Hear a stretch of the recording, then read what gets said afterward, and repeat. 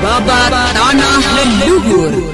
Kali ini dalam episode kelima dengan judul Bidadari Pencabut Nyawa. Bidadari Pencabut Nyawa. Naskah disusun oleh Lizard Sponson. Ide cerita Cece Suhyar. Teknik dan montase Yadi Enos. Musik oleh Hari Sabar dengan sutradara Thomas Agil.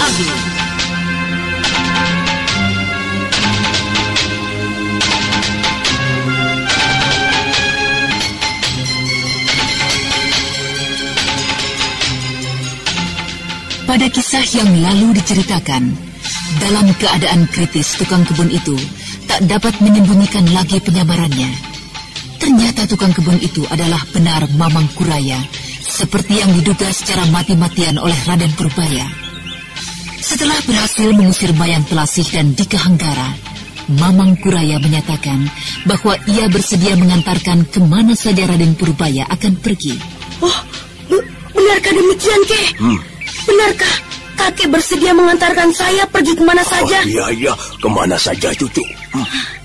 Jika begitu, antarkanlah saya mencari ayahanda saya. Mencari ayahanda saya yang entah berada di mana. Prabu Haji Konda.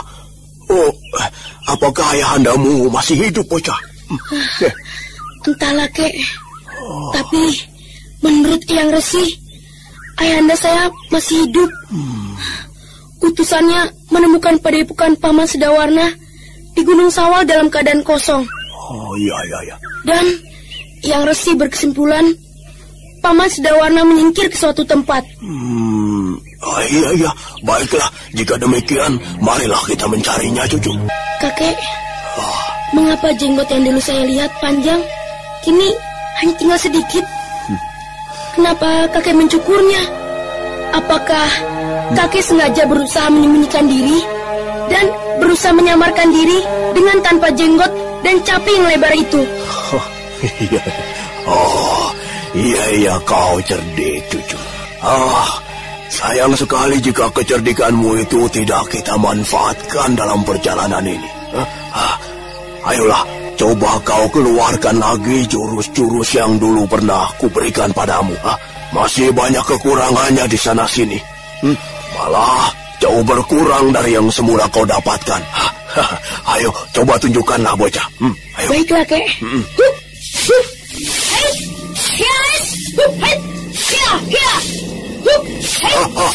Berhenti dulu, cucu, berhenti dulu. Ulangi lagi. Kini cobalah kau lakukan dengan sepenuh hati. Ya, ingat kibasan serta pukulan tangan yang kau acukan ke depan dan ke samping. Ya, itu jangan sampai membuka daerah pertahananmu. Jangan sampai habis kau julurkan tanganmu. Ya, jika demikian kau tidak akan mungkin dapat secepatnya menangkis atau menghindarkan pukulan lawanmu dengan cepat. Nah, ini kau lihatlah, bocah.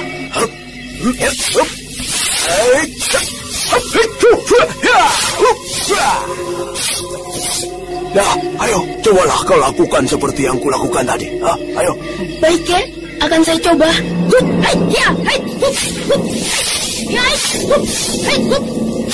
Demikianlah Mamang Kuraya, tokoh angkatan masa lalu yang memiliki aji mati suri yang mampu bangkit dari kuburnya, mulai memberikan petunjuk pada Raden Purbaya cucunya yang sangat disayanginya.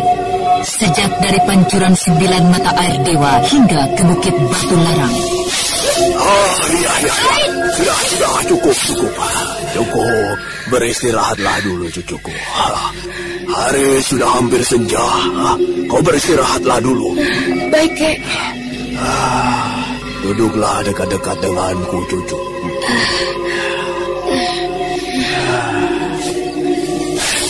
Apakah kau sangat letih? Sedikit, Kek. Aku masih sanggup untuk berlatih lagi. Iya. Baiklah. Sekarang kau tirukanlah caraku beristirahat ini. Begini. Lipat kedua kakimu. Ini. Lakukan seperti aku ini. Baiklah, Kek. Ya. Iya. Dan sekarang coba kau pejamkan kedua matamu. Bukankah Ini pelajaran dasar dari ilmu tenaga dalam. Iya, kau benar. Ini adalah pelajaran dasar dari ilmu tenaga dalam dan juga pelajaran dasar dari ilmu olah kanuragan. Apakah dengan ilmu semedi seperti ini, saya akan dapat berbuat seperti kakek, mati dan kemudian hidup lagi? Iya. Satu saat kau pun akan dapat mempelajarinya jika kau rajin belajar. Ayo, ikutilah semua sikapku. Awas tanganmu. Ayo, letakkan di atas kedua lututmu. Ya, bagus. Ya, pejamkan matamu. Ya, coba pusatkan seluruhnya pada nafasmu. Baik, Kek. Ya.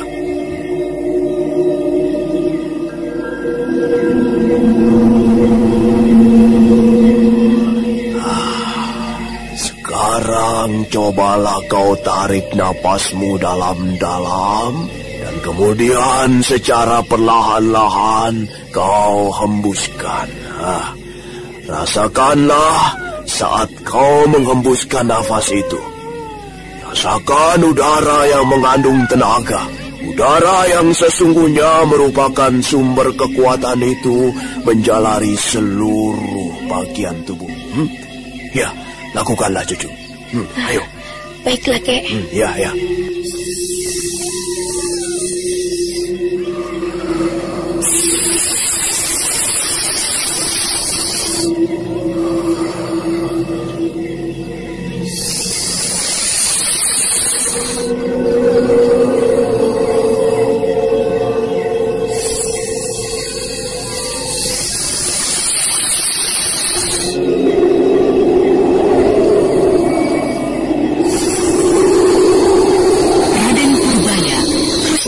Dalam semedinya, kenikmatan yang ditimbulkan dari mengalirnya udara di seluruh bagian tubuhnya, serta mengalirnya jalan darahnya dengan lancar, membuatnya seakan-akan terlempar ke alam lain yang indah dan penuh dengan kesegaran. Dan pada saat itu, Mamang Kuraya perlahan-lahan mendekatinya. Dan dengan tangannya, mulai memijat beberapa bagian jalan darah penting di tubuhnya. Dan seketika itu juga, Raden Purbaya merasakan seluruh jalan darahnya menjadi hangat dan darahnya mengalir semakin cepat.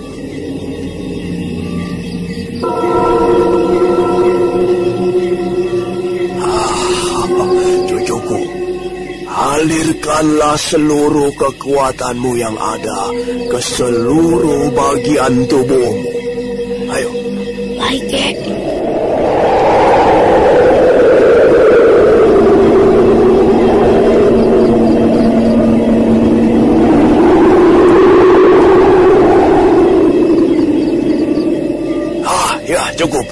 Cukup cucuku Purbaya. Berhentilah dulu. Ayo. Alangkah segarnya tubuhku ini, Kek. Nah, jika kau sering melakukan semedi dengan cara seperti ini, kau akan dapat menambah kekuatanmu.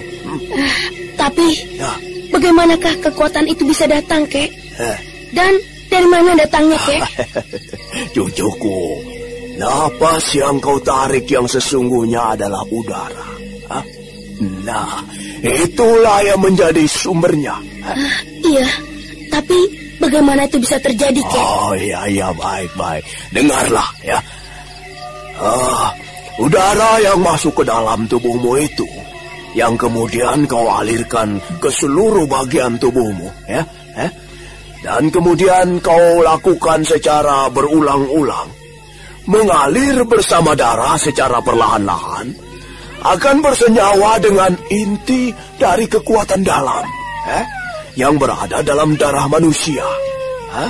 Nah, darah yang kau miliki, yang dimiliki oleh setiap manusia itu, adalah sumber kekuatan untuk kita bekerja sehari-hari. Dan di dalam darah itu pula tersembunyi kekuatan inti yang dapat kita olah dengan udara yang kita alirkan. Tapi dari manakah darah kita memiliki kekuatan inti itu, Kek? Dari udara. Dari udara. semuanya bersumber dari udara, cucu. Darah itu berasal dari inti saripati, dari makanan-makanan yang kita makan. Dan makanan yang kita makan itu tumbuh dan berkembang adalah dengan menghirup udara. Nah, jadi dari udara pula lah darah kita mempunyai inti dari kekuatan dalam. Dan juga beberapa jalan darah khusus yang telah kubuka tadi. Itu juga akan dapat membantu cepatnya tercipta kekuatan dalam di dalam tubuhmu.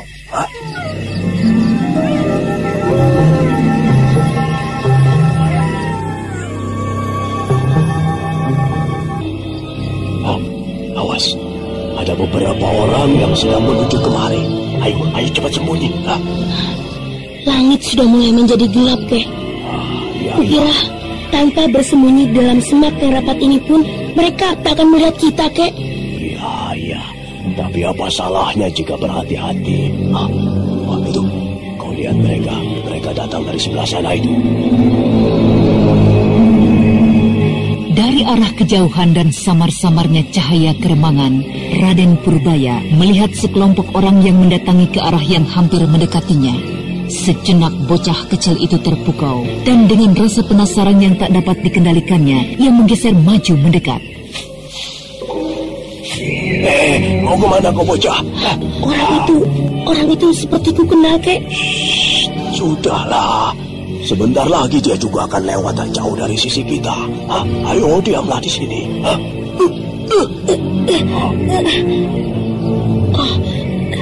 Apa maksud kakek menotokku? Aku tak dapat mengeluarkan suara dan juga menggerakkan tubuhku sedikit pun. Maafkan aku, cucu. Biarkanlah mereka lewat. Kita lihat dulu apa keperluan mereka di sekitar sini. Ternyata mereka adalah Eyang Resi dan Paman Seta. Dan di sana juga kulihat Bibi Cempaka. Bibi! Cuma saja aku berusaha berteriak. Tak sedikit pun suara yang dapat kukeluarkan. Tenanglah, cucu. Janganlah berkutat seperti itu, Itu. Kau lihat, mereka juga berhenti dan beristirahat di sini. Biarlah aku akan mencoba mendengarkan apa yang mereka bincangkan dengan Aji 4 arah pembeda gerak. Dengan Aji 4 arah pembeda gerak, Mamang Kuraya dapat menangkap semua pembicaraan rombongan dari Resi Wanayasa yang terdiri dari Ki Parang Pungkur, Dewi Jampi, Raden Sutakeling, Sariti dan Cempaka. Dan Mamang Kuraya dapat mengambil satu kesimpulan bahwa mereka juga bersama-sama seperti halnya dengan utusan dari Prabu Sana hendak mencari jerangkong hidup.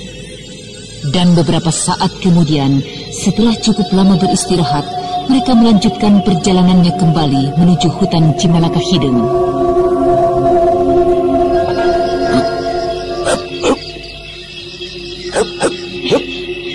Kakek, kenapa kakek menghalangi saya menjumpai mereka?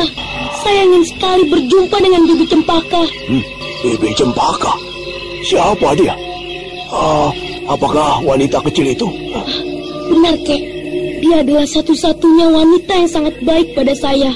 Iya. Dialah yang selalu mengasuh dan menemani saya bermain sejak saya masih kanak-kanak. Kemanakah mereka pergi, Kek?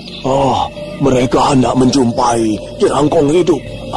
Dari pembicaraan yang kudengar, dia juga hendak membebaskan Raden Karmapala katanya, putra dari Prabu Sana.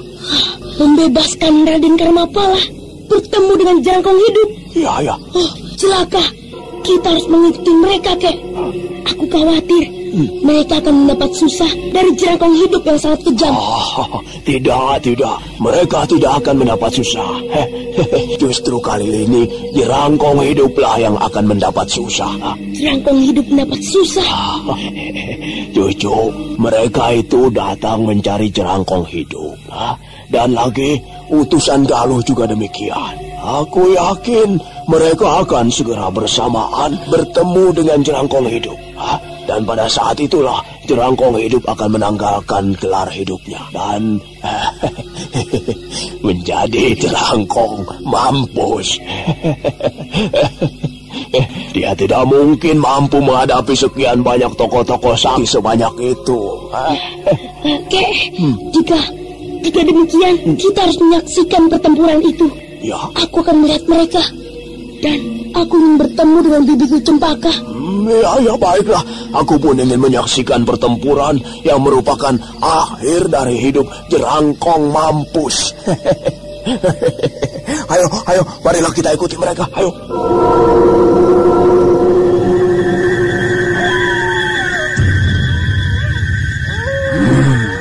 Bagaimana Karmapala? Apakah kau tidak juga menjumpai Raden Purbaya?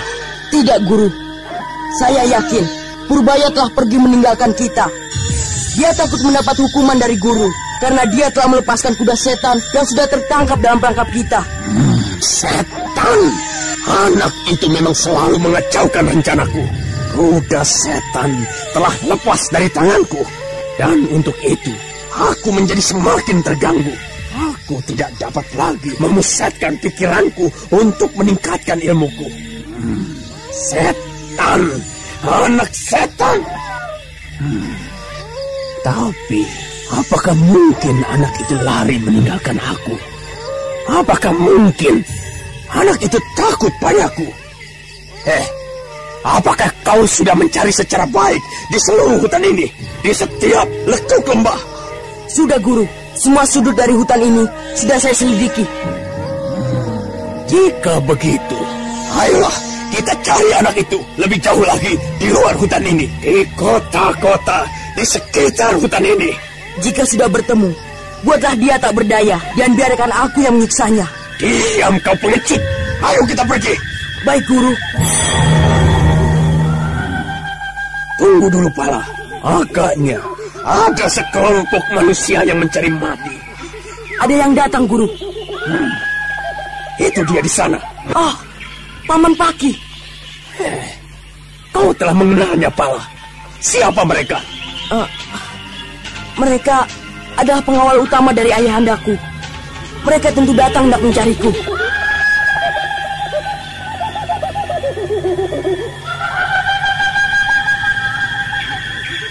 Benar, Raden. Kami datang hendak mencarimu. Hei, orang tua. Apakah kau yang bernama Jerangkong hidup? Ini adalah wilayahku. Bukan kerajaan Galuh. Kau tidak dapat bersikap seperti itu. Kurang ajar. Apakah kau tidak mengenal siapakah aku ini sebenarnya? Siapakah kau ini sebenarnya? Untuk apa aku tahu? Karena sebentar lagi kau juga akan menjadi mayat penunggu hutan ini. Raden, kemarilah kau.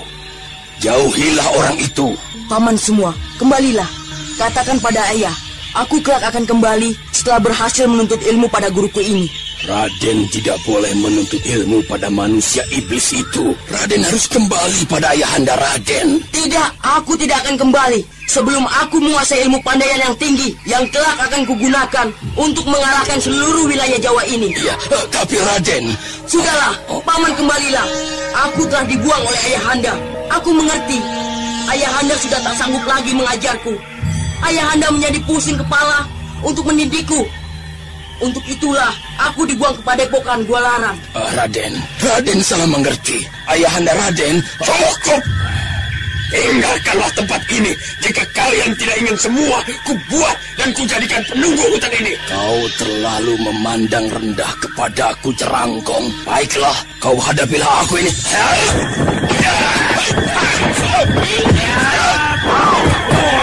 Panglima Paki menyerang Jerangkong hidup dengan pukulan-pukulan saktinya yang dikenal dengan pukulan sakti dari selatan.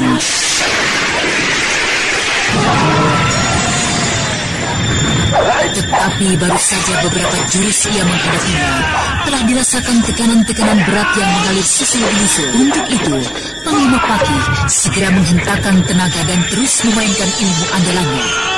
Akan tetapi, hingga belasan jurus berlangsung, tekanan berat itu tak dapat lagi ia kendalikan. Dan pada saat yang kritis itu, Ibu bau, ayo kita bantu Kakang Pakih.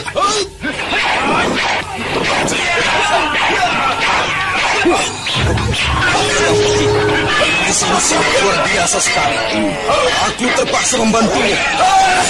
Ya, kau benar, Adi dan Rasali. Ayo kita selesaikan iblis ini bersama-sama. Ya.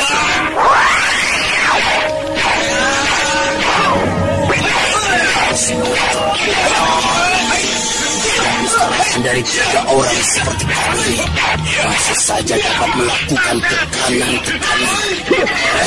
Hei, Sugeng, ajak kawan-kawanmu bantu kami. Ya.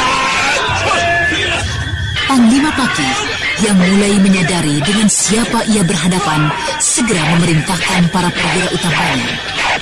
Beberapa saat kemudian, di dalam hutan yang semula senyap dan sepi, kini mulai dibisingkan oleh teriakan dan denting pedang.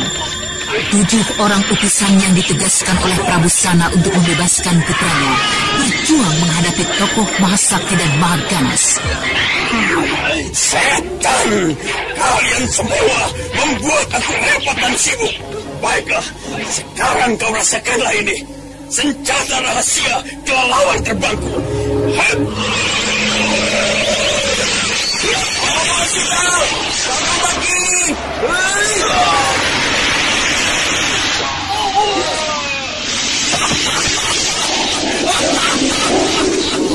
Kau lihat apa yang telah terjadi dengan kedua kawanmu itu? Pernahkah kalian mendengar racun kelelawar merah? Lihatlah apa yang terjadi dengan kawanmu itu. Kau benar-benar keterlaluan, Jerangkong Hidup. Kakang Pakih, sebentar lagi kedua korban itu seluruh tubuhnya akan hancur. Hanya cairan kental dan tulang saja yang akan tersisa. Itulah kehebatan dari racun kelelawar merah. Lihatlah itu, Kakang. Lihat Kakang. Lisnya Raka, tak akan aku kembali ke Galuh jika aku tidak dapat membalaskan sakit hati kedua orang anak buahku itu. Jangan turunkan emosi, Kakang. Berhati-hatilah.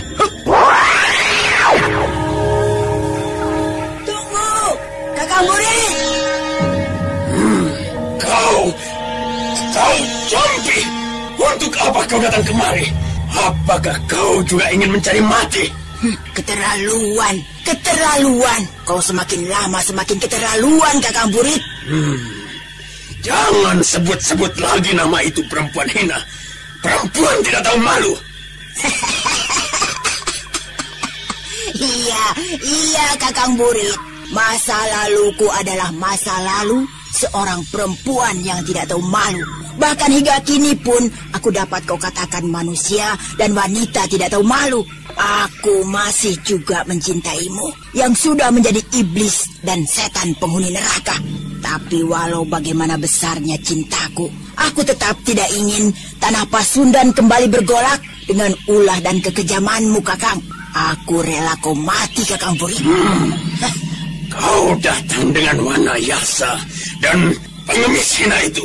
Kau kira kau akan berhasil membunuhku? Tidak. Kalian semua tidak akan berhasil membunuhku. Sekalipun kalian semua bergabung mengeroyokku. Tidak. Jampi, kali ini kaulah orang pertama yang akan kubunuh.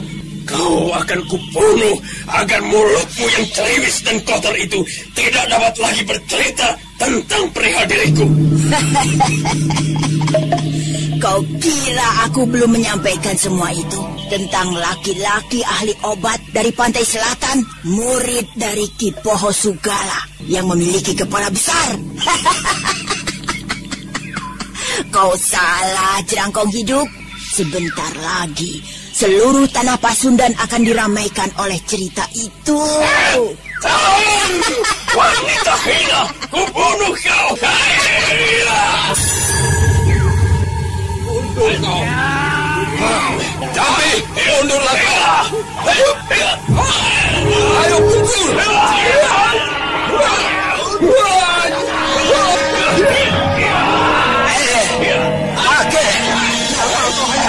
Di situ. Ayo, bantulah kami.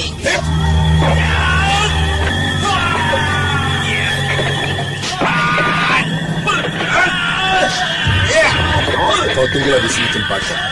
Aku dan Adi Sariti akan ikut membantu mereka. Tidak, Paman. Aku pun akan ikut membantu Yang Guru.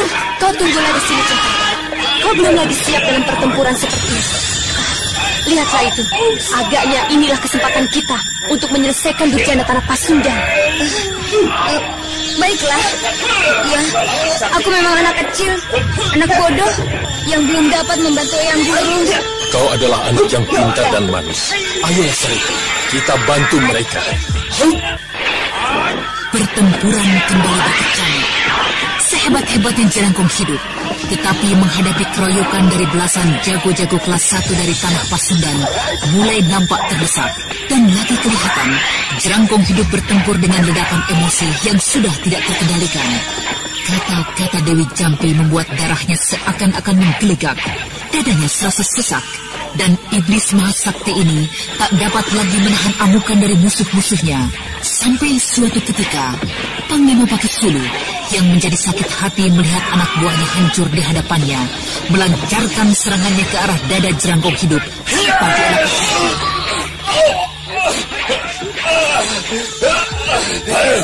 Mau lari kemana lagi kau iblis? Jerangkong hidup yang mulai menjadi limbung kembali mendapat serangan beruntun dari Resi Wanayasa dan Kiparang Pungkur.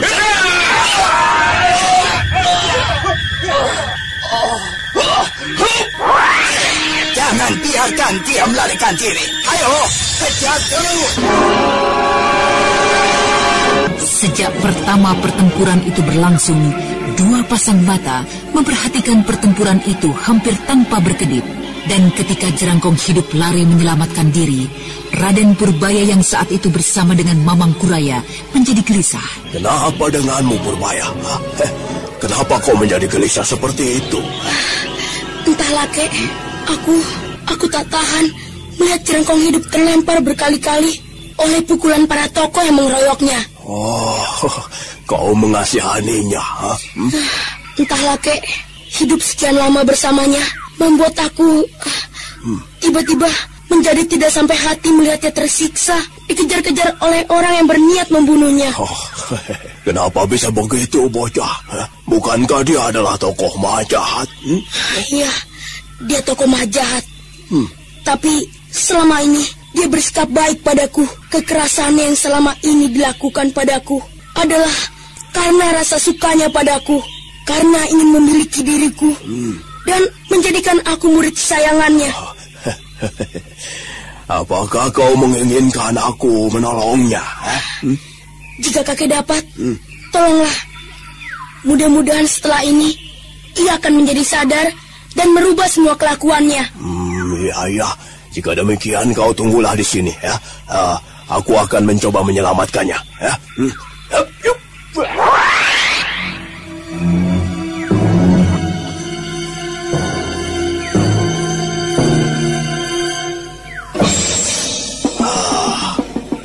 Kemana mereka?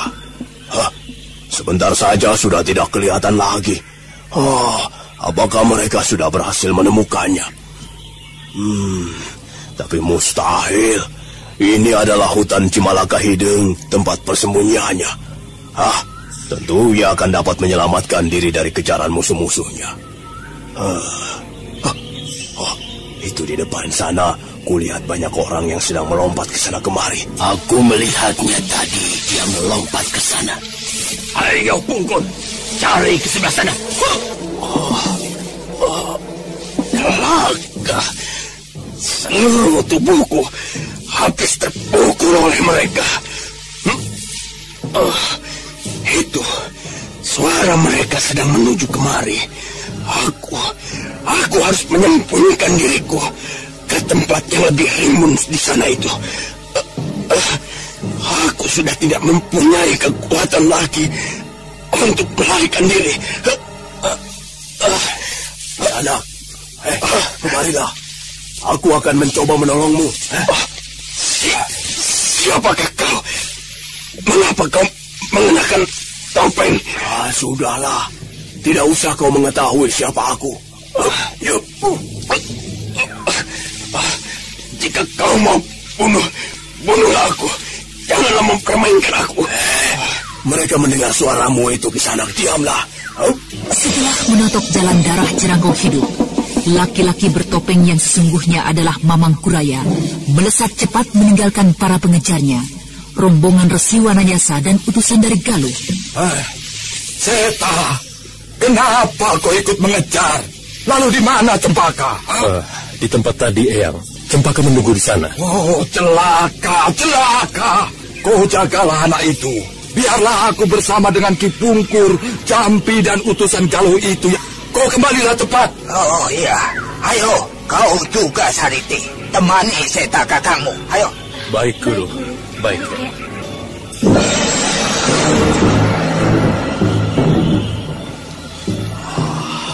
Kurasa sudah cukup jauh kau dari tempat pengejar-pengejarmu itu.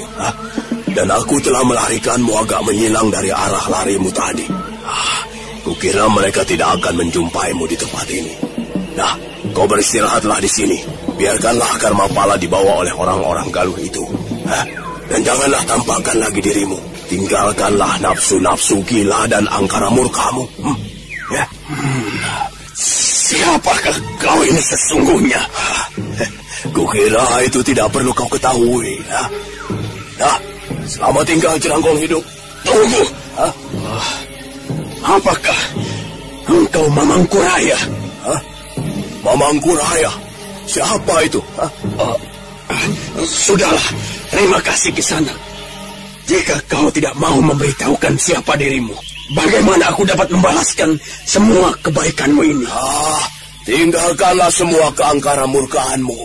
Itu berarti kau telah membalas budiku. Selamat tinggal. Sementara itu di tempat semula di mana terjadi pertempuran tadi, kini menjadi sepi. Hanyalah Raden Karmapala dan seorang perwira yang bernama Sugal. Serta di bagian lain, Cempaka sedang memperhatikan Raden Karmapala dengan sikap bermusuhan. Cempaka yang kini merasa telah mempunyai kemampuan ilmu olah kanuragan, melangkah mendekati Raden Karmapala. Akan tetapi baru beberapa langkah, terdengar suara seseorang yang memanggilnya. Bibi Cempaka. Suara siapa itu? Raden Purbayakah? Di mana dia? Bibi, aku di sini. Ini aku, Purbaya. Kau Raden? Rupanya kau berada di sini. Kemana saja kau selama ini? Mengapa kau tidak bersama-sama dengan Jerangkong Hidup? Hei, rupanya kau berada di sini, Pangeran Miskin, Pangeran Sudra. Hei, Paman Sugal, tangkap anak itu. Tapi Raden, siapakah anak itu? Tolong, kerjakan saja perintahku. Tangkap anak itu. Baik, Raden. Bibi Cempaka, sebaiknya kita tinggalkan saja tempat ini. Tapi berhati-hatilah Raden, orang itu akan menangkap Raden. Jangan khawatir, Bi. Hei, cepat Paman Sugal, tangkap anak itu. Baik, Raden.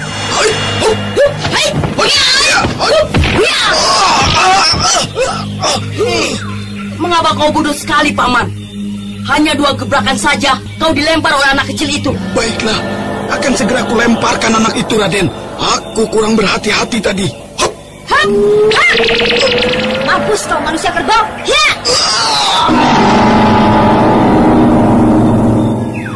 Oh, Bibi Maya. Ayolah, cepat kita tinggalkan tempat ini, anak manis. Ayo Kakang Dika, kita tinggalkan tempat ini. Hei, jangan bawa junjunganku. Tunggu, jangan bawa junjunganku. Hei, jangan lari pembunuh. Tinggalkan Raden Purbaya untukku. Hei, jangan lari maling. Paman Sugal telah mati. Guruku Jerangkong Hidup tengah diserbu oleh musuh-musuhnya. Lalu, apa yang harus aku lakukan? Sebaiknya aku lihat ke arah sana. Ke arah mana mereka mengejar guruku Jerangkong Hidup.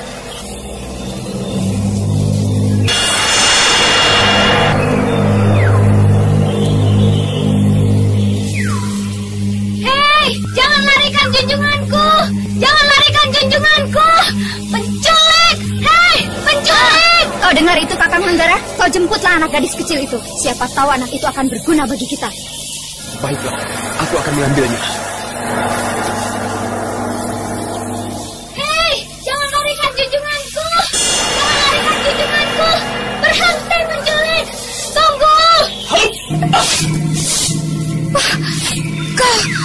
Kau, mana kawanmu yang menculik junjunganku? Apa maumu mengikuti junjunganmu, bocah manis? Aku akan membebaskannya. Jika kau mau bersama-sama dengannya, ikutilah aku.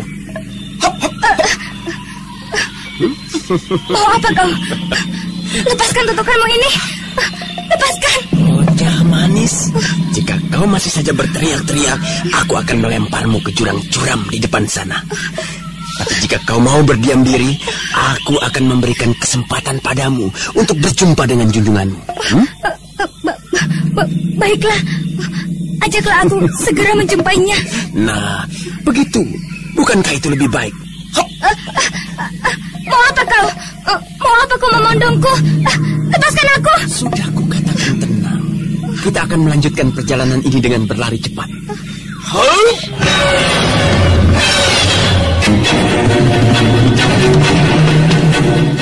Setelah berhasil mendapatkan buruannya, Mayang Telasih bersama dengan kekasihnya Dika Hanggara dan Cempaka melarikan diri menuju hutan kecil tempatnya tinggal. Cepat Kakang Hanggara, Mamang Kuraya telah mengetahui tempat kita ini.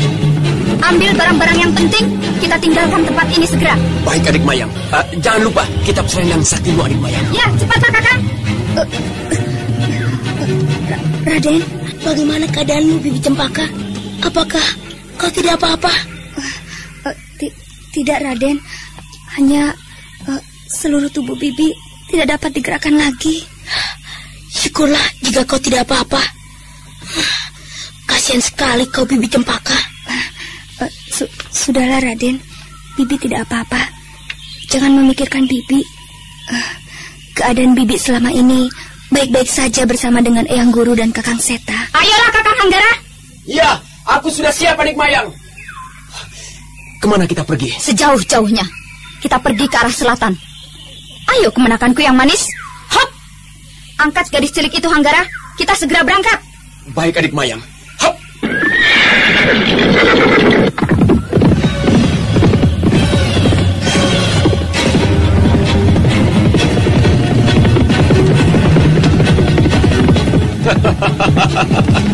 Untung saja kita dapat menemukan kuda baik ini. Perampok jahat, kalian bukanlah termasuk orang yang miskin dan kekurangan.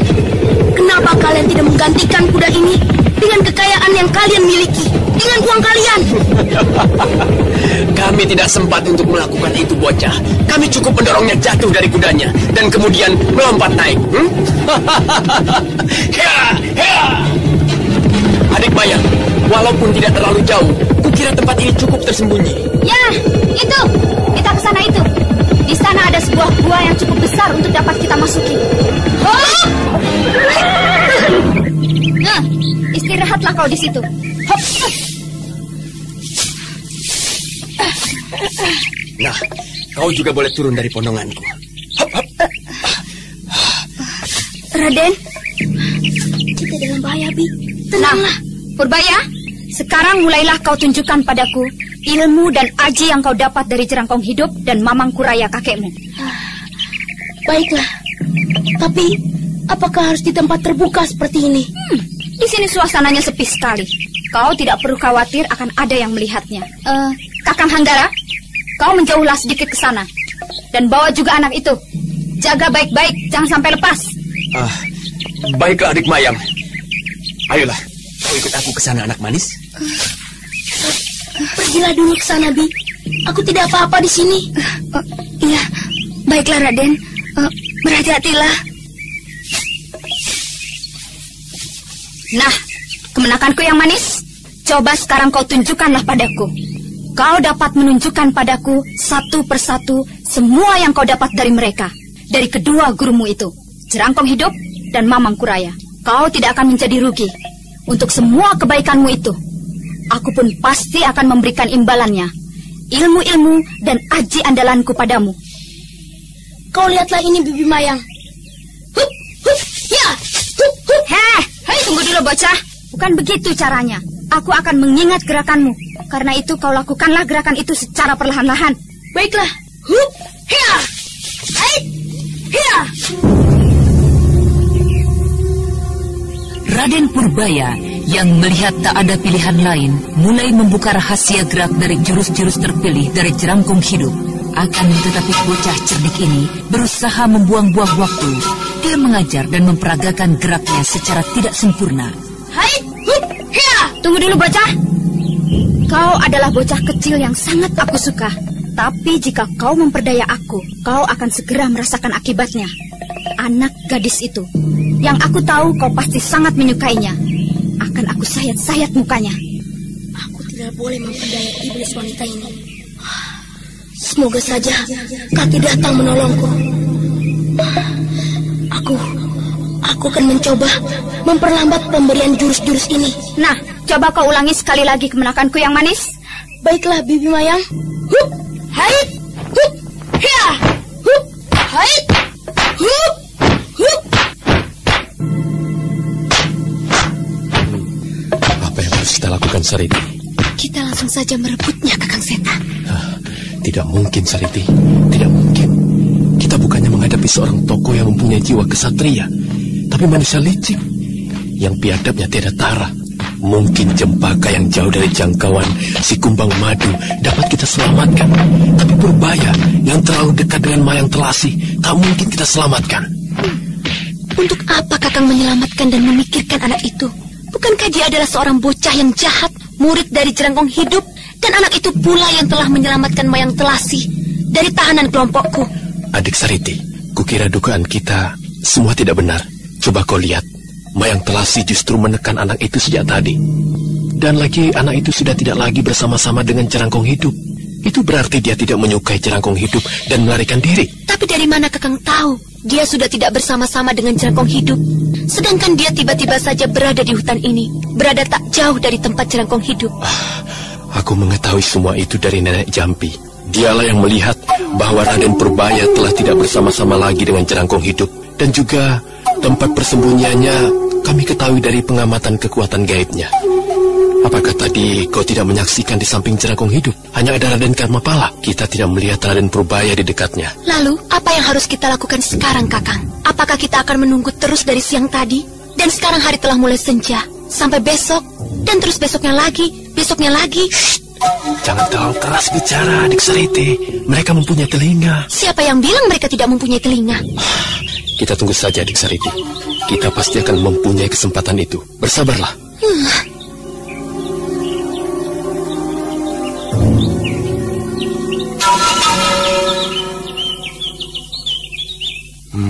Mayang tengah sibuk mempelajari ilmu-ilmu tingkatan tertinggi dari tokoh-tokoh Mahasakti. Dan aku tidak diberikan kesempatan untuk mempelajarinya. Aku tidak bisa menerima keadaan ini. Wanita itu agaknya sudah tidak dapat lagi kuharapkan menjadi gantungan hidupku. Justru kini Raden Purbayalah, bocah yang memiliki sumber ilmu dan aji Mahasakti itu, yang akan kujadikan harapan bagi masa depanku. Awas kau Mayang, aku tidak bisa menerima semua keserakahanmu ini. Aku akan membuat perhitungan denganmu. Tunggulah kau Mayang Telasi. Dengan putusnya hubunganku denganmu, aku akan mendapatkan banyak keuntungan. Kitab Selendang Sakti, bocah pewaris 2 tokoh Mahasakti, dan gadis mungil itu jauh lebih menyenangkan daripada engkau, Mayang.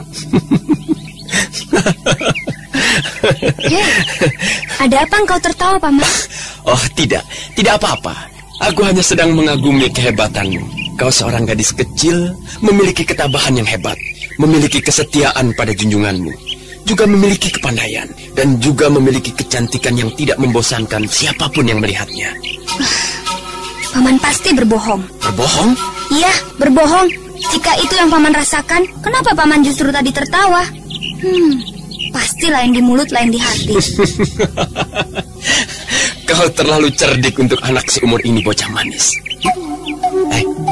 Lihat itu, mereka sudah selesai. Mereka memanggil kita. Ayo kita ke sana. hari sudah mulai gelap. Ayo kita masuk saja ke dalam gua itu. Kakang Hanggara, coba kau periksa, apakah gua itu cukup layak untuk kita tempati? Baiklah adik Mayang.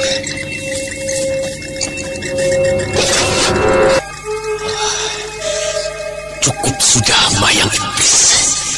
Aku tidak mau lagi kau perlakukan sebagai budakmu. Malam ini atau besok kau akan segera kusingkirkan dari muka bumi ini. Dan aku yang akan menjadi pewaris dua tokoh mahasakti itu. Kitab Selendang Sakti dan juga si Manis Cempaka akan menggantikan kedudukanmu di sisiku. Bagaimana Kakang? Apakah tidak terjadi sesuatu denganmu? Iya, tempat ini cukup baik adik Mayang. Masuklah. Hari ini cukup sudah aku mempelajari 3 jurus sakti itu. Besok tentu aku akan mendapatkan lebih dari hari ini. Ayo, masuklah. Marilah Bibi Cempaka. Baiklah Raden. Gelap sekali gua ini Raden. Tidak terlalu gelap. Sebentar lagi kalian akan terbiasa. Tapi di luar hari sudah mulai gelap. Gua ini pastilah akan menjadi semakin gelap. Iya, kau benar bocah. Heh, Kakang Hanggara, tolong kau siapkan perapian. Sebentar lagi gua ini akan menjadi gelap sekali. Dan lagi nyamuk-nyamuk akan menyerbu kita. Baiklah adik Mayang. Raden, tubuh Raden tentu capek sekali. Raden pasti menjadi lelah setelah seharian memberikan petunjuk pada wanita itu. Ya, Bi. Bahu dan tubuhku serasa pegal. Mungkin karena aku telah memaksakan diri untuk bergerak setelah dalam waktu yang cukup lama tertotok tak bergerak. Jika begitu, biarlah Bibi pijati tubuh Raden. Biarlah, Bi. Tidak usah. Bibi Cempaka juga lelah dan capek. Beristirahat sajalah, Bi. Tidak, Raden. Ini adalah tugas Bibi. Sudah lama sekali Bibi tidak merawat Raden. Bukankah biasanya selalu Bibi pijati seluruh tubuh Raden sehabis bermain-main? Iya, tapi saya... Sudahlah, bergeserlah sedikit kemari Raden. Ayo.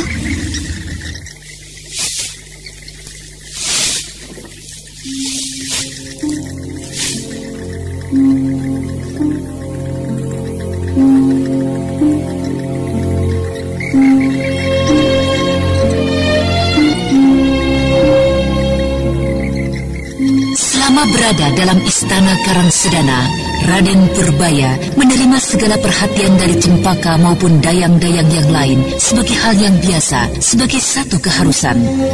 Tapi malam itu perhatian dari Cempaka dirasakannya begitu dalam, dirasakannya sangatlah berarti baginya, yang kini sudah tidak lagi mempunyai ibunda dan tidak lagi mengetahui di mana ayahandanya. Pijatan-pijatan dari jari-jari Cempaka yang memang sudah terlatih dari kedua orang tuanya sejak kecil di istana membuatnya jauh menerawangkan masa-masa bahagianya di istana Karangsedana, di mana ibunya Rara Angken, ayahandanya Prabu Ajikonda berada di sisinya, serta juga Cempaka yang selalu menemaninya. Tanpa terasa air mata membasahi pipinya. Ya, semuanya telah terjadi. Semuanya telah menjadi seperti ini karena serakahnya manusia, karena iri. Mimpi tentang kekuasaan telah membuat Paman Sentana angkara murka. Korban telah banyak jatuh akibatnya. Termasuk kau, Bibi Cempaka. Raden bicara apa? Seharusnya Bibi tidak usah ikut dalam pelarian ini. Ya, seharusnya saat itu saya tidak memaksa ibunda untuk mengajak Bibi Cempaka. Saya berdosa. Saya telah menyusahkan Bibi. Hei, Raden menangis. Raden menyesali nasib Raden. Tidak, Bi. Aku tidak menyesali nasib yang telah menimpaku.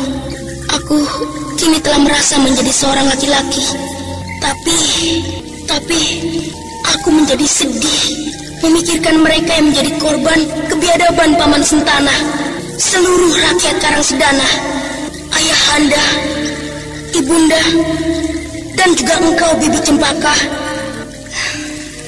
Kelak, suatu saat, jika Raden telah menjadi seorang pendekar yang pilih tanding, pergilah ke Karangsedana, rebutlah kembali Karangsedana dari tangan orang-orang jahat itu. Ayahanda Raden tentu akan mendengar peristiwa itu dan keluar dari tempat persembunyiannya. Ya, jika saja Ayahanda masih hidup. Saya yakin Ayahanda Prabu masih hidup di tempat persembunyiannya. Ya, mudah-mudahan saja. Bagaimana Raden? Apakah sudah hilang pegal dan kaku-kaku di pundak dan bahu Raden? Oh ya, hampir lupa bahwa Bibi sedang memijatiku. Sudah, Bi, enak sekali. Sudah tidak terasa lagi pegal-pegalnya. Hei, kemana wanita itu Raden? Dan juga kawannya? Sejak tadi belum kembali. Pastilah Bibi Mayang sedang melatih ketiga jurus yang baru saja aku berikan. Dan Paman Hanggara tentu sedang menjaganya.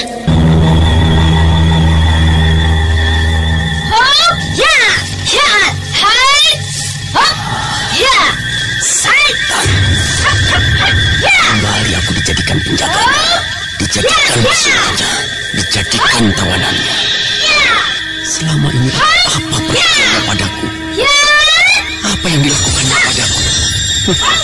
Di tempat tidurku, wanita iblis itu menjadikan aku kambing berahannya. Tidak, cukup Mayang Telasi. Walaupun kau adalah bidadari pencabut nyawa yang mempunyai nama besar di tanah Pasundan ini, si Kumbang Madu bukanlah anak kemarin sore. Iya, kau akan segera menerima balasanku. Kau jangan melamun di situ. Kau cobalah berkeliling di sekitar tempat ini, tapi jangan terlampau jauh. Baiklah adik Mayang. Demi segala setan penghuni neraka, malam ini juga sebelum fajar, aku akan menghabisi wanita di sini.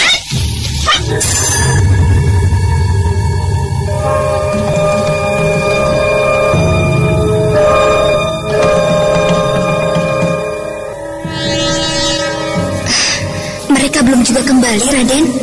Biarkan sajalah, Bi. Nanti juga mereka akan kembali. Raden, mengapa kita tidak mempergunakan kesempatan ini untuk melarikan diri? Tidak mungkin, Bibi Cempaka. Mereka berlatih tak jauh dari mulut gua ini.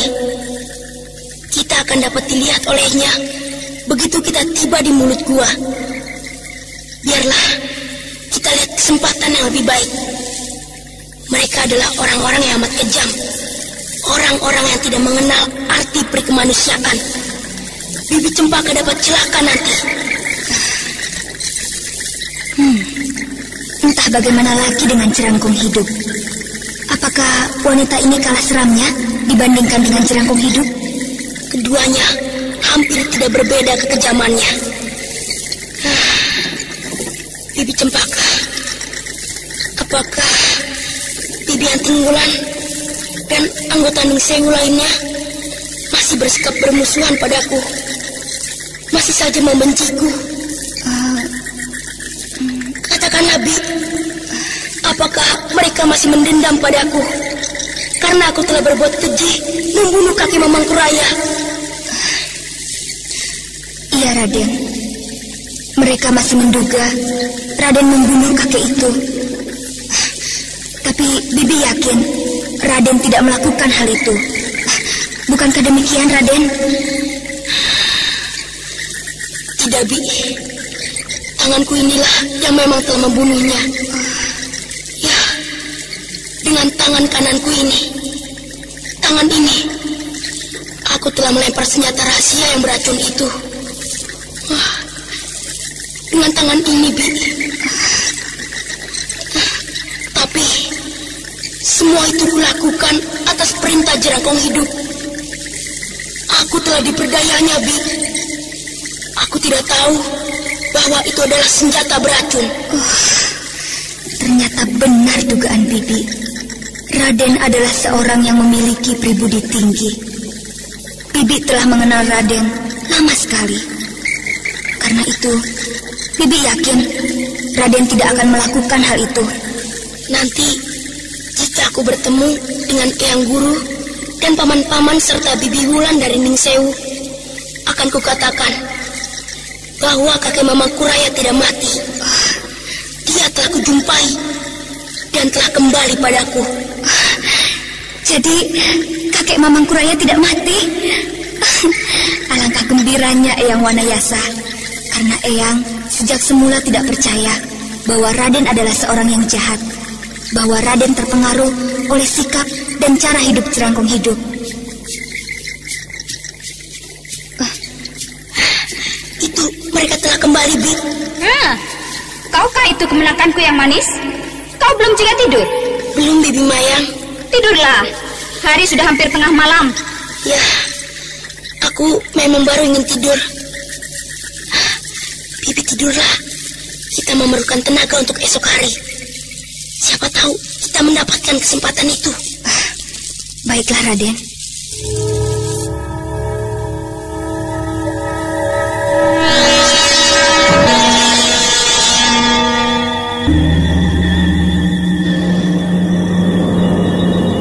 Malam di sekitar hutan kecil itu demikian gelapnya. Udara yang cukup dingin serta nyamuk-nyamuk hutan berkeliaran di sekitar Raden Setakeling dan Sariti. Keduanya menyadari keadaan dan berusaha menunggu kesempatan baik. Sedangkan di dalam hati Dika Hanggara yang memendam dendam pada kekasihnya Mayang Telasih berpura-pura tidur di mulut gua. Sampai akhirnya ketika malam menjadi semakin larut.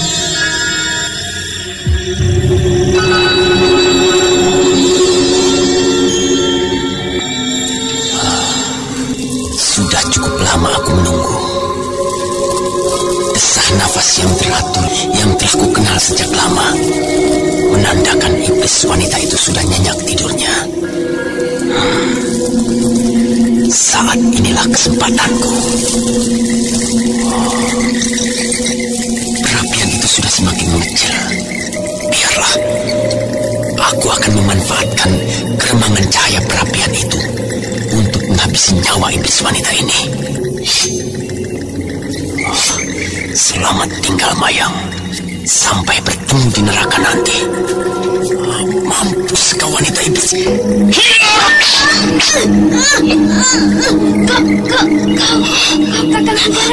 Pedangku hanya mengenai pundaknya.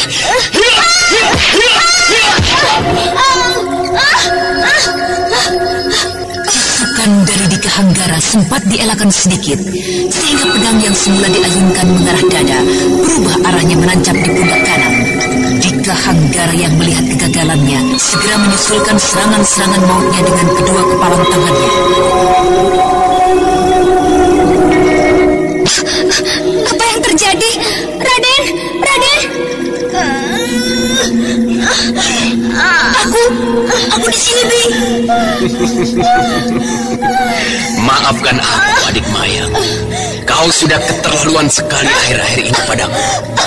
Kau menjadikan aku bukan lagi sebagai kekasih, tapi sapi perahanmu yang dapat kau suruh dan kau perintah tanpa harga dan kehormatan. Maafkan aku, balasan ini memang sudah seharusnya terjadi. Bibi Mayang, apa yang terjadi denganmu? Pedang ini menancap di pundakmu. Apa yang terjadi dengan kalian? Paman Dika, kenapa kau tidak menolongnya? Purbaya, kenapa kau mencemaskan iblis wanita yang telah membuatmu menderita? Biarkanlah dia mati. Kau akan terbebas dan kau dapat pergi bersama-sama dengannya. Tidak lagi dengan wanita iblis itu. Kau telah membunuh sahabatmu sendiri. Kau juga tidak berbeda dengannya, Paman Dika. Aku tidak akan pergi bersamamu. Bibi Cempaka, lihatlah kemari. Kau cabutlah pedang ini. Aku akan mencoba menahan lukanya agar tidak memancar keluar. Kau baik sekali, bocah. Kemenakanku yang manis. Biarkanlah aku mati. Biarkanlah aku memang pantas mati. Aku telah berlaku kejam padamu. Sudahlah, janganlah banyak mengeluarkan suara, Bibi Mayang. Kau memang jahat, tapi aku tidak mungkin membiarkan dan menyaksikan kau mati tanpa berbuat apapun. Ayolah, cabutlah pedang ini. Iya, baiklah, Raden.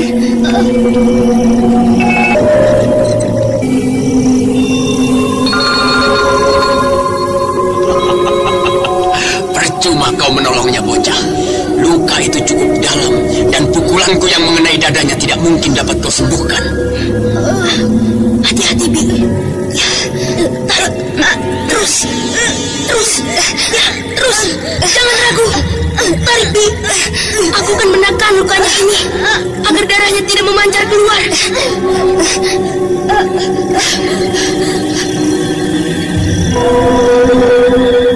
Dalam keremangan malam, Raden Purbaya bersama dengan Cempaka, bibi pengasuhnya, mencoba untuk menolong menyelamatkan jiwa Mayang Telasih, si bidadari pencabut nyawa. Sudahlah, bocah. Tidak guna kau menolongku. Kau tidak mungkin dapat menyembuhkan luka dalamku.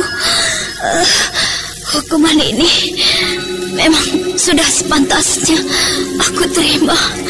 Biarlah kau agaknya memang anak yang manis. Ya, kau adalah kemanakanku yang manis. Bibi, kau robeklah bajuku ini. Kita harus menutup lukanya dengan kain yang cukup tebal. Cepat, Bibi Cempaka. Iya, baik, Den. Kau tidak mungkin menyelamatkan wanita itu, bocah. Dia akan mati sebelum fajar tiba. Kau tidak mungkin menyelamatkan wanita itu, bocah. Dia akan mati sebelum fajar tiba. Hei, mau apa kau kemari lagi? Minggirlah kau, bocah. Aku akan melihat kekasihku itu. Pergi kau dari sini. Kau mau mencoba menentangku, bocah? Minggir kau.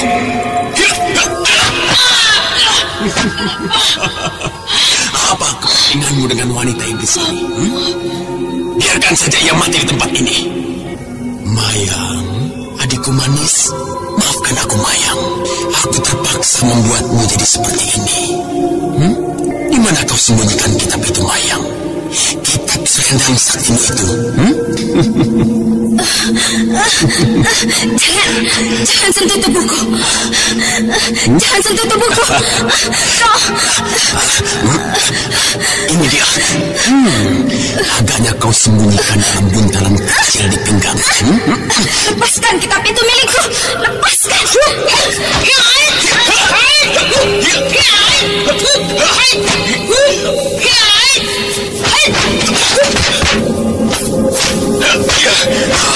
Apakah kau mau mencari mati hendak melawanku, bocah? Kau manusia busuk, pengkhianat. Kau menusuk kawanmu sendiri dengan licik. Manusia pengkhianat, ular licik. Agaknya kau tidak berbeda dengan paman Suntana pengkhianat licik itu. Hai! Itu Cempaka! Kau keluarlah dari kau ini! Tapi Raden! Hati-hatilah! Berhati-hatilah, Raden! Hai!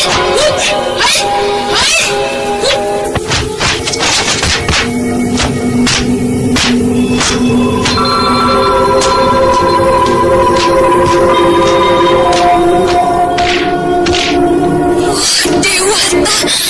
Apakah Raden Purbaya akan mampu menghadapi manusia jahat itu? Raden! Keluarlah! Kita tinggalkan saja tempat ini! Cempaka! Tunggu, Cempaka!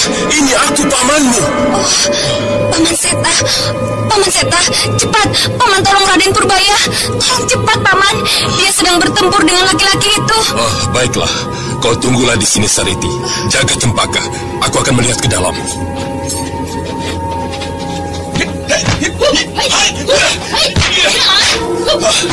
Agaknya ada yang datang. Celaka. Aku harus segera tinggalkan tempat ini. Orang itu memasuki gua ini.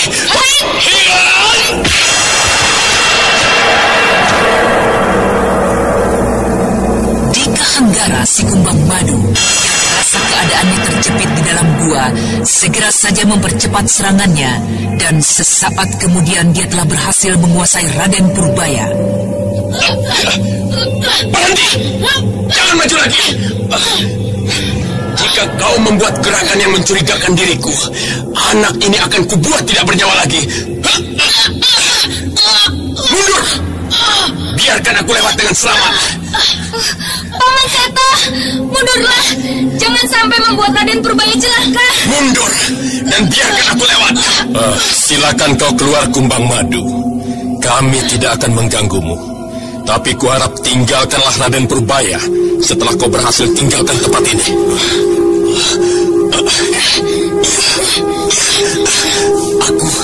Aku akan tinggalkan anak ini setelah aku berada pada jarak yang pasti dan aku yakin dapat menghindarkan diri dari kejaran kalian. Kumbang Madu, tinggalkanlah anak itu di sini dan kau boleh pergi dengan selamat. Aku wakil dari perguruan tongkat merah menjaminnya. Kau pun ada di sini, Sariti. Selamat tinggal. Paman Seta, jangan percaya ocehan manusia licik ini. Serang saja, jangan hiraukan diriku. Aku tidak pernah main-main. Jangan ada yang coba mengikuti aku.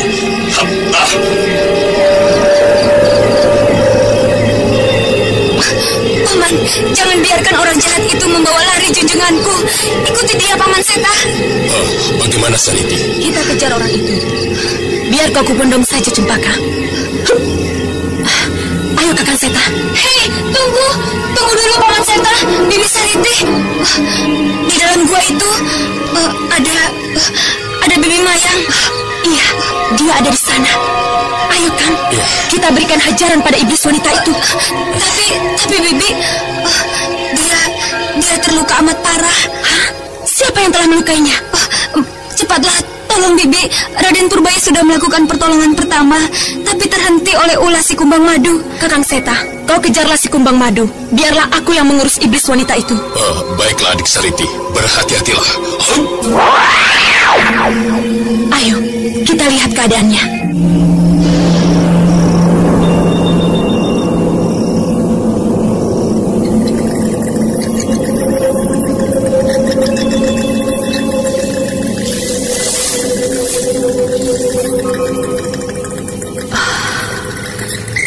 Iblis wanita ini tidak sadarkan diri. Agaknya lukanya sudah demikian parahnya. Darahnya mengucur banyak sekali dari lukanya. Cempaka, kau besarkanlah perapian itu. Biar aku yang merawatnya. Iya, aku akan membawanya lebih dekat lagi ke perapian itu.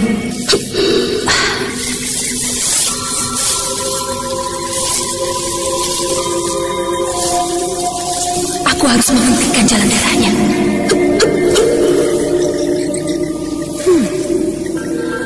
Lukanya harus kuberikan obat bubuk ini. Sakit dan lukanya akan segera sembuh.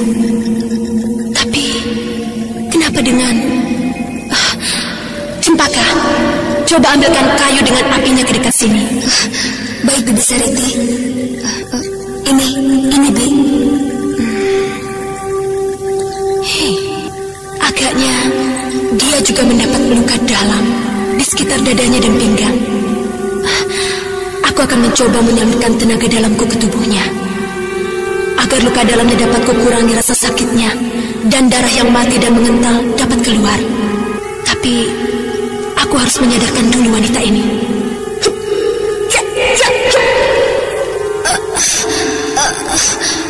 Kau duduklah, Mayang. Aku akan mencoba menyembuhkan lukamu. Kau Sariti. Sudahlah. Dendam dan urusan kita akan kita selesaikan nanti. Sekarang, pusatkanlah pikiranmu.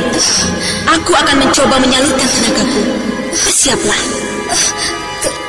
Kenapa kau menolongku, Sariti? Biarkan saja aku mati. Hei, apakah hanya segitu saja semangatmu? Kau tidak lagi berani menyelesaikan perhitungan kita? Ya, aku memang sudah kehilangan semangat. Apakah Bibi Mayang tidak ingin membalaskan kecurangan dari sahabat Bibi ini? Di mana manusia curang itu sekarang? Dia sudah melarikan diri, membawa Raden Purbaya junjungan. Setan. Anak itu baik sekali. Awas kau, Hanggara. Nah, jika masih ada rasa penasaran dalam dirimu terhadap manusia itu, ayo, bersiaplah, Mayang. Baiklah, Sariti.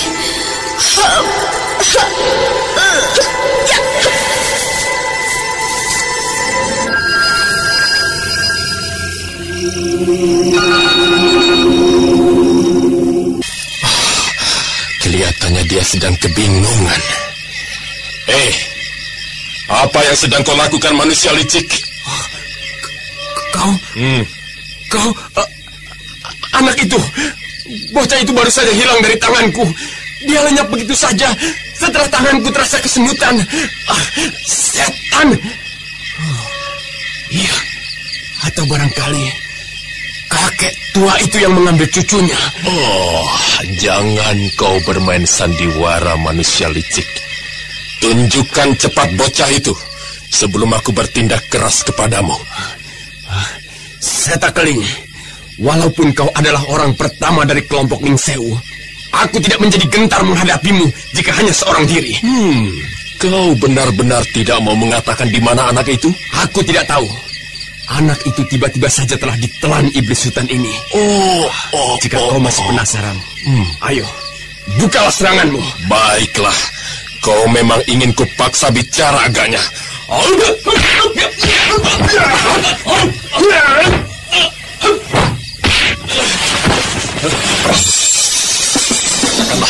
Di mana adanya bocah itu, Anggara? Jika tidak, kau akan kuberikan pada Mayang Telasi. Tidak mungkin. Tidak mungkin kalian berhasil menyelamatkannya. Pukulan dan tusukan pedangku cukup parah untuk melenyapkan nyawanya dalam waktu singkat. Baiklah, kau akan segera melihatnya. Dan akan kuikat kau di sisinya sampai orang yang kau hianati itu sembuh. Ayo!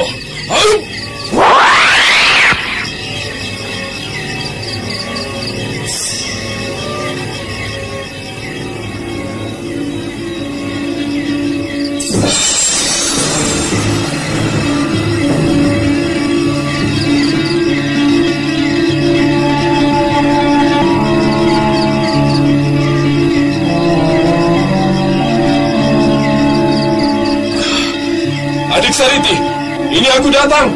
Adik Sariti. Kakak, Cempaka telah hilang dari sisiku tanpa aku sempat menolongnya. Pastilah dia.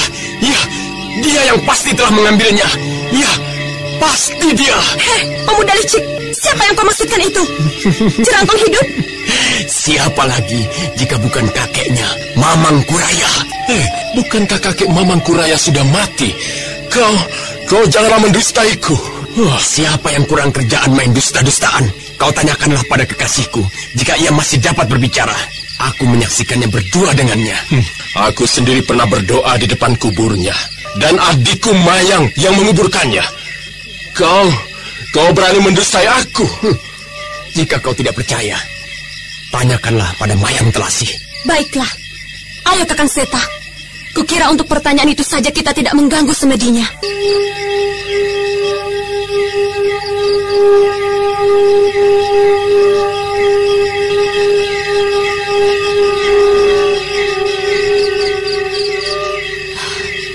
Mayang, maaf, aku mengganggu semedimu. Mayang, maafkan aku mengganggu semedimu. Ini aku bawakan sahabatmu yang juga kekasihmu tercinta. Lakukanlah jika kau ingin membalaskan semua ulahnya. Aku tidak membutuhkannya saat ini. Aku tidak ingin mengganggunya saat ini. Jika kau tidak mempunyai urusan dengannya, lepaskan saja manusia licik itu. Kau tidak ingin membalaskan dendam ini? Tidak Sariti. Lepaskanlah jika kau tidak mempunyai persoalan. Maafkan aku, Mayang. Ini ku kembalikan kitab selendang saktimu. Kenapa kau memberikannya padaku? Peganglah saja. Dan nanti aku akan mencarimu dan meminta kitab itu. Kau... Lepaskanlah pemuda licik itu, Sariti. Nah, pergilah kau manusia licik, pengecut. Maafkan aku, Mayang. Teruskanlah semedimu, Mayang. Dan besok kau harus ikut denganku untuk mempertanggungjawabkan semua perbuatanmu pada kelompok tongkat merah cabang kota Papayan. Baiklah, aku bersedia untuk mempertanggungjawabkannya. Sekarang, marilah kita mengikuti kembali perjalanan dari Anting Wulan menuju kota Raja Indraprasta. Gadis murid dari perguruan Gua Larang itu, yang juga telah mendapatkan tambahan kepandaian hanya dengan mempelajari jurus pembuka dari Aji Banyu Cakrabuana dalam sumur bawah tanah di Bukit Tengkorak. Dan dari Prabu Sana sebagai tanda terima kasihnya, Kujang Cakrabuana yang selama ini tidak pernah disentuhnya diberikan kepada Anting Wulan. Kuda putih tunggangannya adalah seekor kuda ajaib yang oleh sebagian penduduk tempat asalnya dinamakan kuda setan. Nama itu diberikan karena kuda setan yang kini dipanggil dengan nama Tunggul mempunyai kecepatan lari yang amat luar biasa, yang dilukiskan bagaikan mampu terbang. Kini, marilah kita ikuti kisahnya.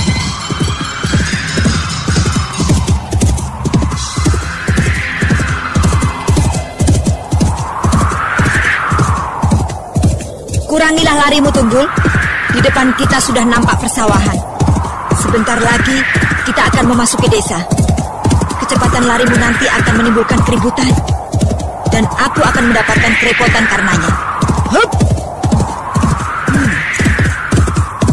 Ada apakah di desa ini?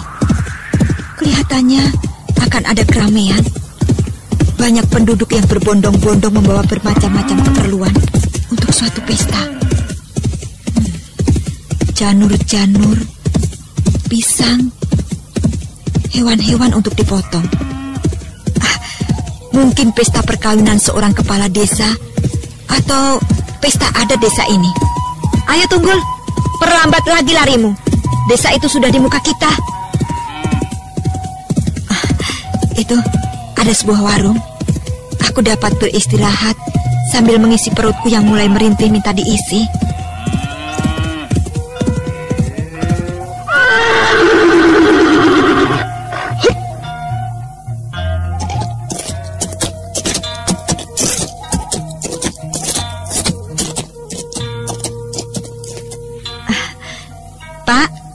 Minta nasinya, Pak. Itu, Pak, pakai daging goreng. Oh, baik, Neng. Pak, ramai sekali ya, Pak, di sini? Ya, cuma beberapa hari saja, Neng. Sejak kemarin. Mungkin 2 atau 3 hari lagi juga kembali seperti biasa lagi, Neng. Akan ada keramaian apa, Pak, di sini? Oh, Neng bukan penduduk sini, ya? Bukan. Saya berasal dari tempat yang jauh dari sini. Sedang jalan-jalan mencari pengalaman. Pastilah Neng ini seorang wanita pendekar, ya. Jika tidak, mana mungkin melakukan perjalanan jauh seorang diri. Bapak ini bisa saja. Saya adalah wanita biasa saja, Pak. Jika hanya sedikit kepandaian untuk menjaga diri, ya, saya pernah mempelajarinya. Pak, ada apa di sekitar sini? Oh iya, sampai lupa Bapak menjawab pertanyaan Neng tadi. Neng, akan ada perkawinan. Perkawinan? Iya. Tapi, kenapa Bapak kelihatannya cemas sekali membicarakannya? Anak gadis yang akan menikah itu adalah anak dari seorang petani kecil yang bernama Kimanula. Ya, ia adalah petani penggarap sawah dari Juragan Suming. Nah, anak gadisnya itu dilamar oleh Juragan Suming. Lalu, kenapa untuk menceritakan hal itu Bapak kelihatan cemas sekali? Soalnya,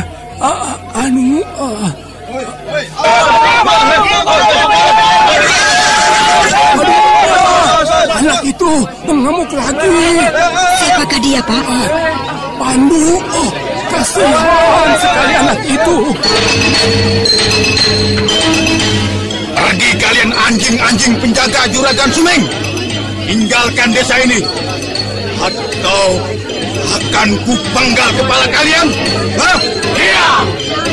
Pemuda yang dipanggil dengan nama Pandu mengamuk, menyerang prajurit-prajurit dengan goloknya Dan dengan sedikit bekal ilmu olah kanuragan, serangannya yang membabi buta itu tidak membuahkan hasil menghadapi para prajurit yang nampak tangkas dan terlatih. Sehingga beberapa saat kemudian, pemuda yang dipanggil dengan nama Pandu itu berhasil dilumpuhkan. Anak muda, kau ini benar-benar keterlaluan.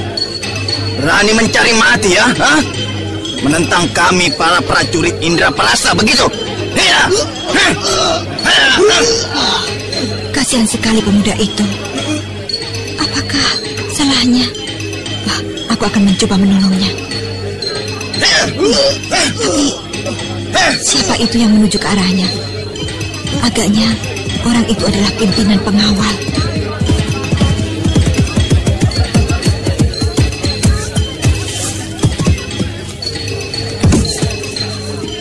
Tunggu! Apa yang terjadi? Pandu, Ki.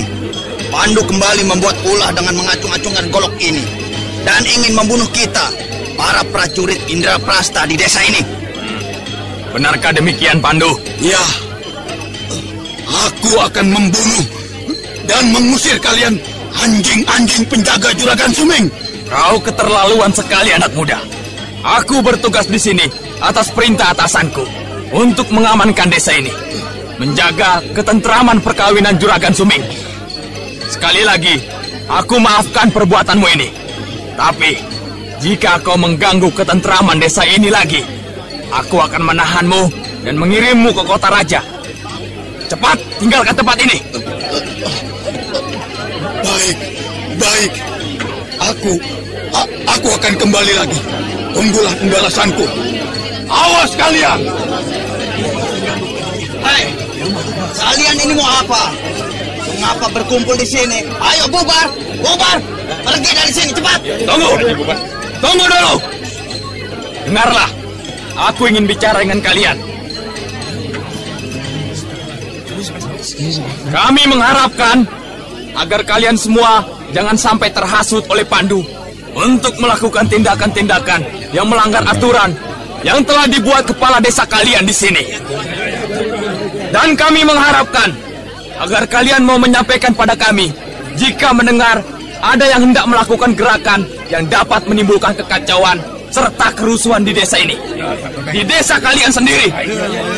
Nah, sekarang kalian boleh kembali ke tempat kalian masing-masing.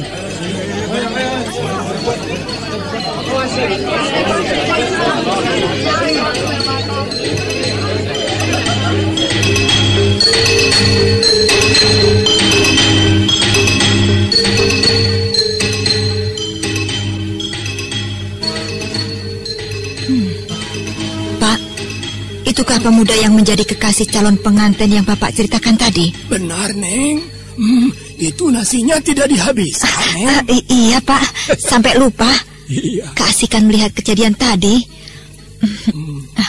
Oh ya, Pak. Ya. Apakah di sekitar sini ada penginapan? Wah, jika di desa ini mah tidak ada penginapan, Neng. Maklum desa kecil. Jika di sini biasanya orang menginap di balai desa. Tempat itu kosong jika malam hari. Tapi jika Neng mau, rumah Bapak juga bisa.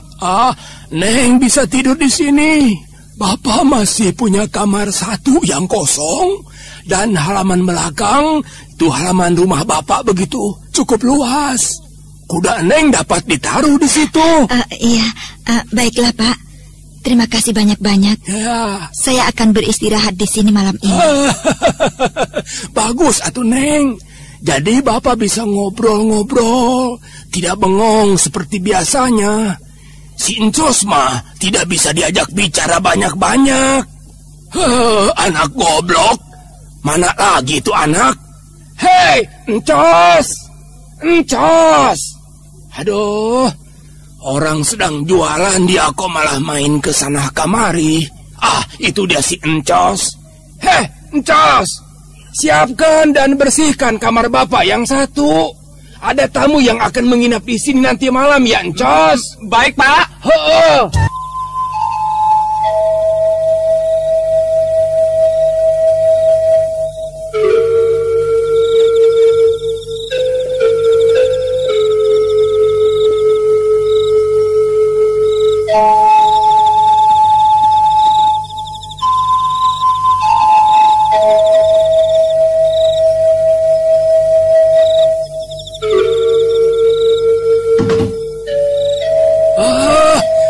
kemana, Neng?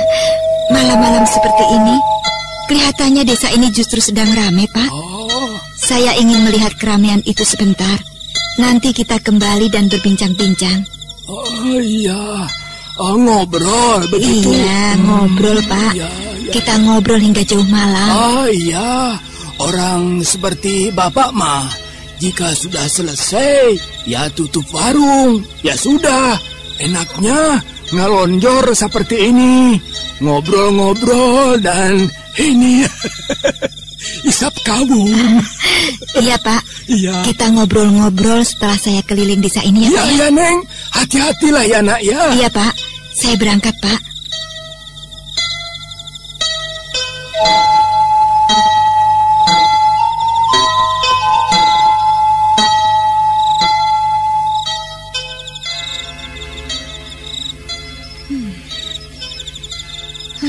Lelah sekali aku.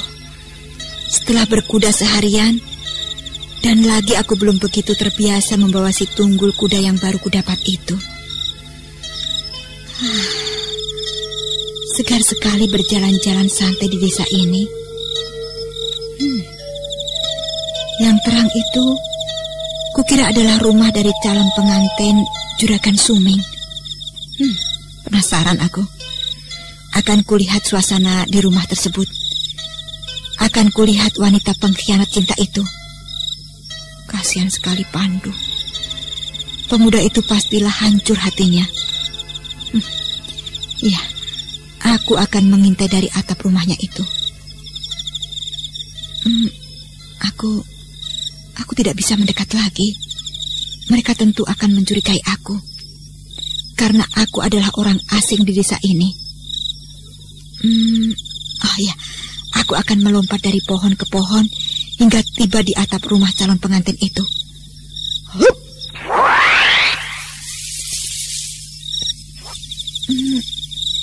Pakaian yang kukenakan ini cukup membantuku untuk bersembunyi di atas atap ini dan dengan tenang mengintai di sekitar rumah ini.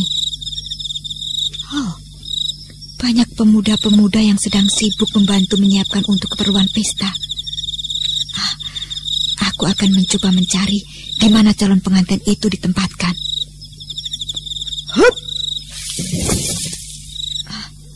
Mungkin di bawah atap yang terang itu. Aku akan mencoba melihatnya.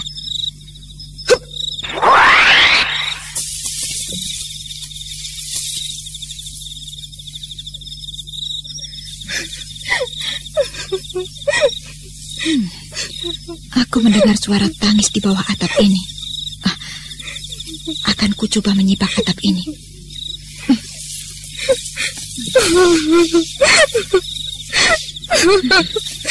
Tidak salah.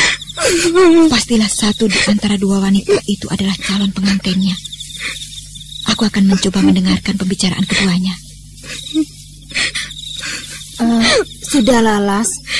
Kenapa kau terus saja menangis seperti ini? Semuanya memang sudah harus begini. Terima saja. Kau tidak perlu menangis terus.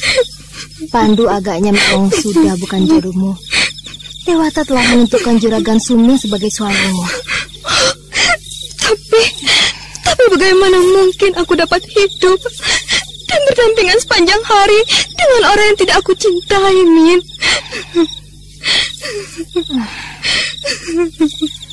Kata orang-orang tua, cinta itu kelak akan tumbuh dengan sendirinya. Tapi tidak mungkin, Min. Aku tidak dapat menerimanya.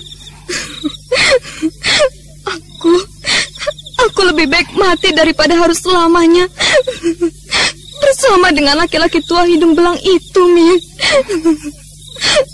Apa kau kira aku akan menjadi istri yang sebenarnya? Apakah kau tidak tahu berapa sudah istrinya ini? Iya, itu. Tiga orang sudah istrinya.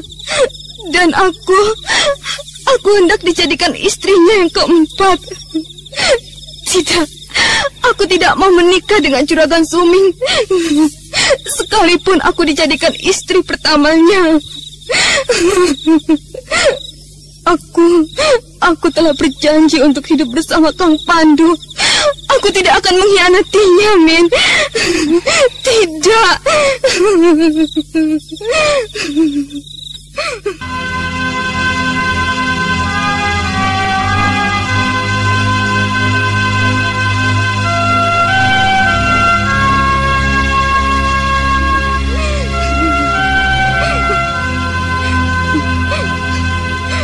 Min.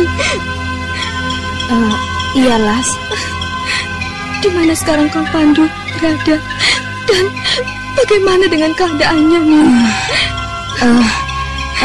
Tidak ada seorang pun yang tahu di mana dia sekarang berada. Di rumah ayahnya pun tidak tahu. Hanya apa, Min? Hanya tadi siang dia datang ke desa ini mengamuk. Lalu apa yang terjadi, Min? Prajurit-prajurit yang menjaga rumah ini berhasil meringkusnya. Dan setelah memberikan peringatan, Pandu lalu dilepaskan lagi. Kasihan sekali.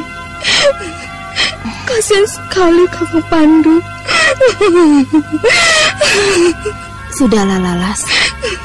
Aku disuruh kemari oleh orang tuamu adalah untuk menghiburmu. Sudahlah. Janganlah kau menjadi sedih seperti itu. Sedikit korbankanlah perasaanmu, dan semuanya akan menjadi baik. Bukankah kau mau mendengarkan kata-kataku?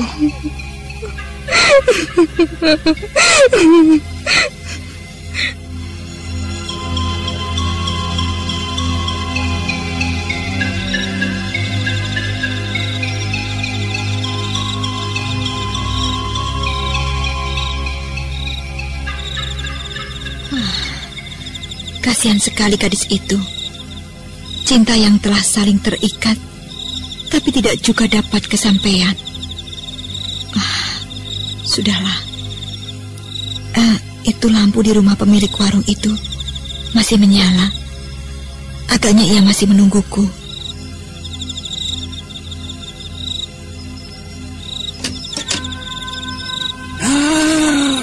Bukankah kau, Neng? Aku sudah menduga pasti kau yang datang. Aduh, sudah lama sekali aku menunggumu. Ayo, kita bercerita, kita ngobrol-ngobrol.